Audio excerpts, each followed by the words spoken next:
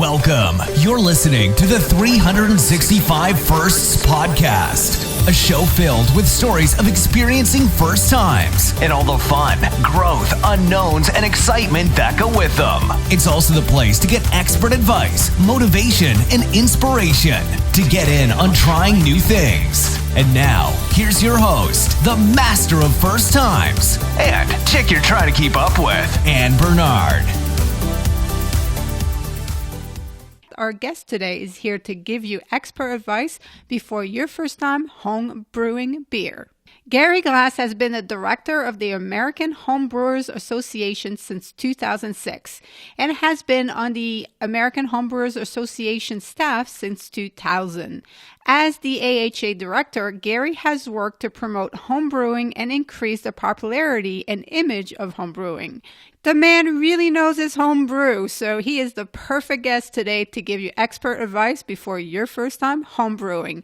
Welcome to the show, Gary. When was the first time you homebrewed beer for the first time, and how did it turn out? Well, that's going a ways back. So my first homebrew was back in 1993, and it kind of came about because I had a college roommate who had a friend who brought over some homebrew, and I was already into beer at that point, but legally, I never even considered that you could actually make beer at home. And so I within a week, I had got my first homebrew kit, and that first beer was made a big mess in my stove because I used a pot that was way too small and had a massive boil over. But the beer is drinkable, and my friends like it. So now, how did you find yourself in your current position, and how do you like that? Well, I actually just earlier this year celebrated my 20th year with the American Homebrewers Association. I started off as the administrative assistant back in January of 2000, and then ended up getting promoted to director of the American Homebrewers Association 2006. So I've been in this role since then. So you're a judge. So you've drank some serious beer. How bad to how good? I've tasted absolutely stellar to undrinkable. Undrinkable. I can't get that past my nose. That's definitely more on the stellar side than on the undrinkable side, but there are those occasions. What is the first step in consideration for anyone who is thinking that they're going to give this a go? Well, I think getting some information on what's involved in the process and making sure that's something that you're actually interested in doing. There's plenty of resources available online on our website, homebrewersassociation.org. We have tutorials for beginner homebrewers that take you through the steps, as well as videos that you can watch. So that's a good way to see what the process is like and what you might need for equipment, what you might already have. So I think that's probably a good starting point. What, for someone who doesn't make their way around the kitchen all that much or drink a whole lot of beer, what is the best way of getting started? Should I just get a starter kit? Yeah, you can get ingredients kits that have everything in one kit. Just about every homebrew supply shop in the country is going to have those, and so there are 600 plus shops around the country. So most people have a shop in their local area, and of course you can always buy online as well. But I would definitely recommend getting a kit, and particularly a kit that includes malt extract. So malt extract is malted barley that's already gone through the mashing process. So it eliminates one of the steps that many homebrewers take. And so it just streamlines the process, makes it much easier, and one less step to have to worry about. Are there some key things that I need to make sure I'm aware of so I don't screw it up or I don't find myself making something that is not drinkable? Yeah, there are a few key steps that you want to be aware of. Like once you've got the equipment, first off, making sure that you have a pot that you're gonna, because the first step is to boil the malt extract. You steep any specialty grain and then boil the extract and with hops. You do want to make sure that the pot has more volume than what you are boiling. Because unlike water, when you boil the beer before it's beer, it foams a lot. For somebody who's making a 5-gallon batch of beer with extracts, you can use a 5-gallon stock pot. if you're brewing a smaller volume, you can go even less. And so, most people may not have 5 gallons, but if you've got like a 2.5, 3 gallon pot, then you could be making like a 1 to 3 gallon batch. So you just want to make sure that there's some space in that kettle to handle the foam that's going to come up when it starts boiling. Good part is like everything that goes into the kettle side is going to be sanitized because you're going to boil it, but you're going to want to ferment it in a vessel. Most beginner homebrewers start with just a plastic bucket. So you just want to have a food grade plastic bucket. You can get that from a homebrew shop or from a restaurant supply store. And at that point, everything that touches the beer after it's cooled down from boiling, you do want to make sure that everything has been sanitized. And the other good thing is that you're not going to make anything that's going to hurt you. There's no path. Well, you're not going to get sick from anything that's going to be in your beer. It could taste like something. It could taste quite awful if you don't sanitize properly. So that's the thing. It's like you're going to put all that effort into it. You're going to ferment the beer.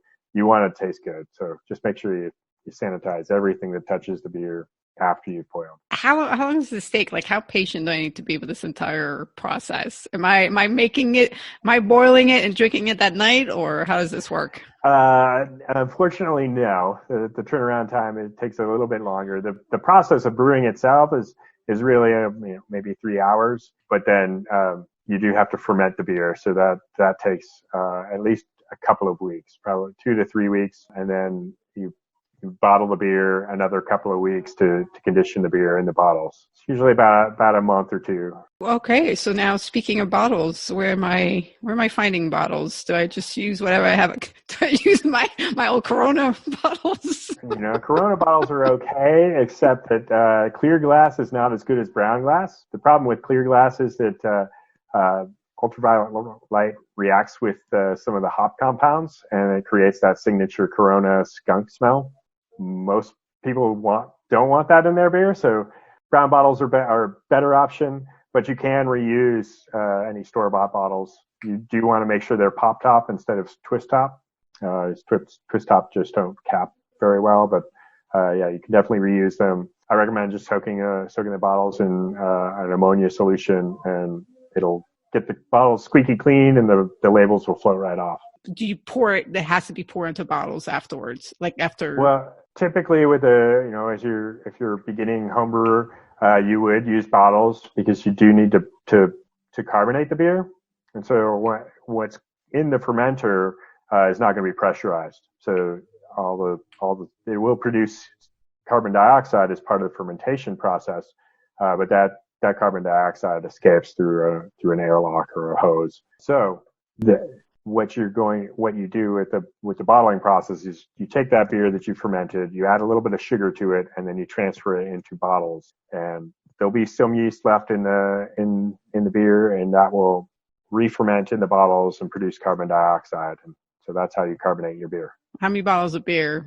What am I getting out of that? That's about 50 bottles, so right around 2 cases worth of beer. Oh, that's a good amount. Party it is time. A good amount. Once you get released, everybody bring your homebrew beer and let's have a party. Yeah. And depending on the style you brew, certain styles last longer in the bottles than others. So if you're brewing stronger types of beers or stouts or those strong flavored beers, they tend to age better. All right. Well, tell us more about the American Homebrewers Association. What are you all about? What services, resources do you provide? And how do I bring my beer to a competition? Sure. The AHA has been around since 1978. We publish Zymergy magazine, which is one of the member benefits. We also offer our member deals program. So we have 2,500 plus businesses around the country that give discounts to members of the American Homebrewers Association. Mostly small breweries like local breweries that will give discounts, but also some homebrew supply shops and restaurants and bars and things like that. So in a lot of cases, you can actually make your money back on the membership. And we provide a lot of educational resources. So we've got over 1,000 different recipes in our database that members have access to. And then we put on the HomebrewCon, which is the world's largest gathering of homebrewers. We're hoping to be in Nashville this year in June, but we'll see about that. Are there some states where you're not allowed to homebrew beer? Thankfully, not anymore. As of 2013, the last 2 states legalized homebrewing. But there's different levels of restriction on homebrewers. Generally speaking, it's perfectly okay to make beer at home. But in some states, there's limits on how much you can brew or what you can do with the beer. A lot of homebrewers like to participate in local homebrew clubs and homebrew competitions, and so that's one of the things that we work on, is making sure that they can transport their beer to competitions and hold club meetings and those kinds of things. So what is the progression like for someone who right now might do it for the first time and really like it? What are their options? Like, how can they get engaged with the community and do more about it? Seems like there's definitely a world out there for someone who enjoys it and maybe has a beer thumb instead of a green thumb. Yeah, most definitely. And a lot of people do get, as we say, get bitten by the bug. Once they start, they find they really enjoy it. And so there is an entire community of homebrewers out there. We've got a forum for homebrewers on our website, the AHA forum, and there's many others out there. And like I said, there's lots of local homebrew clubs around. So if you want to get together with fellow beer lovers who like to talk about making beer, that's a great way to do it. And we've got a list of all the clubs in the country on our website as well. So if you go to homebrewsassociation.org, you can find your local club and reach out to them and find out what they're all about. How do people come up with new recipes, and how often does one, like if you do one recipe, that the next time you do it, the beer actually tastes the same? Well, I'll answer the latter question first. Like, on the homebrewer level, that's the great thing is that we're not trying to sell our beer. So it doesn't matter if there's some variation from batch to batch, and typically there is. That's one of the things that kind of separates the pros from the amateurs, is they're essentially just making the same beer over and over again. And so their customers expect it's going to be the same every time. Me, I don't want to brew the same beer every time. I want to brew something different. And so I'm constantly tweaking my recipes. You know, that's one of the fun things about the hobby, is you're really making something unique. And so once you get past, a few batches, you might start working on your own recipes and figuring out what particular hops you like, what styles you like, and then you can start messing with the different malts that you can use, and you can really customize the beer to your own personal taste. That's something that a lot of homebrewers really like. There's very much an art to it, and you're creating something that's very unique. Hopefully someday you'll be able to share your beer with your friends. Do you end up drinking all the beer that you make, or at some point it's just you're making too much and you can't get rid of it fast enough? I'm just curious.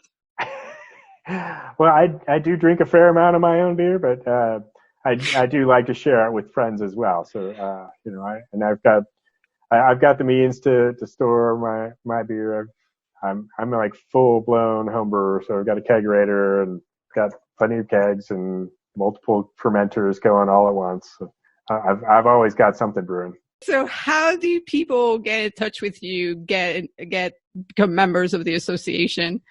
You go to homebrewersassociation.org is our website, and you can check out all the member benefits. And like I said, we've got tons of tutorials on how to get started, not only with beer, but also with mead, cider.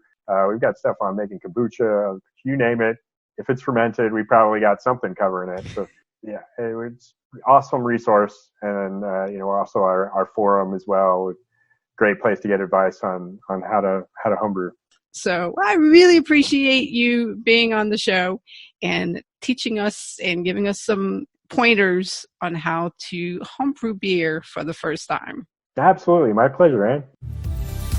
You've been listening to the 365 Firsts podcast. Hope you've gotten inspired to start your journey of first times and new experiences. Join the 365 Firsts Challenge by downloading the app at your local app store. Check out Next Level Firsts Coaching for additional assistance. Contact us if you want to share the stories of your latest firsts on the show.